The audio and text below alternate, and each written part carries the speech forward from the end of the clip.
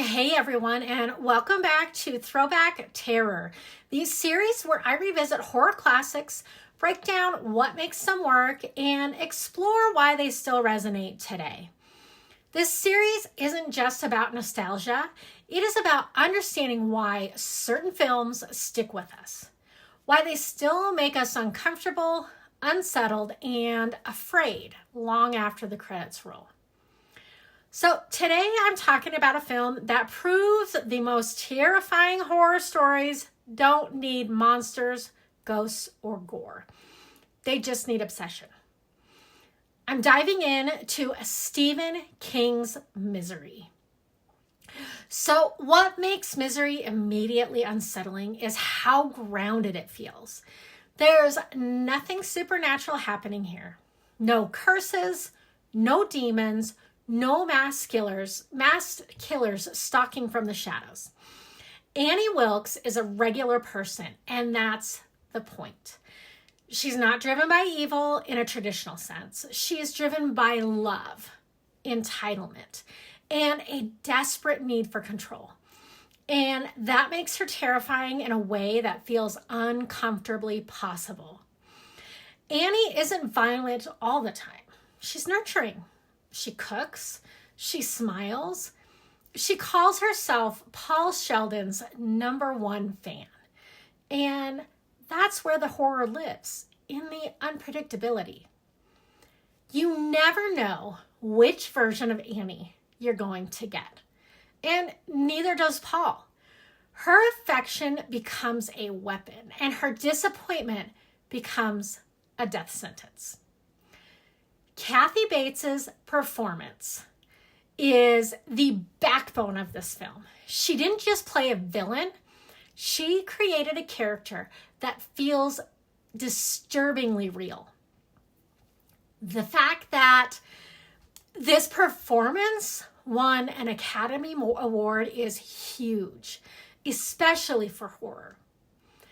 It proved that psychological horror, when done right, can be just as powerful and respected as any prestige drama. Now, Paul isn't just trapped physically, he is trapped creatively. Annie controls his body, his environment, and eventually his work. This turns Misery into a story about ownership. Who owns a story once it's released into the world? And how far can fandom go before it becomes something dangerous? Now, this video wouldn't be complete if we didn't talk about the hobbling scene.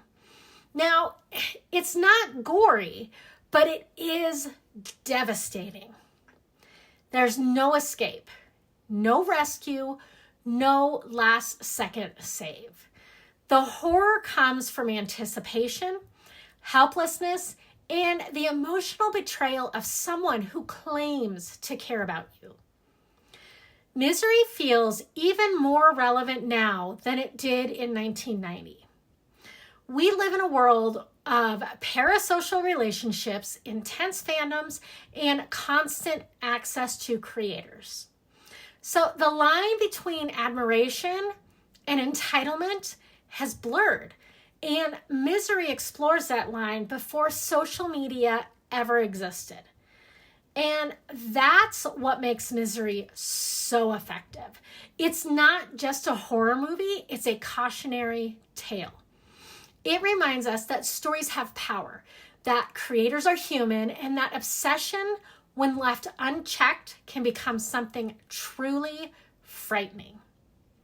And honestly, this is exactly the kind of storytelling that I love to dig into deeper.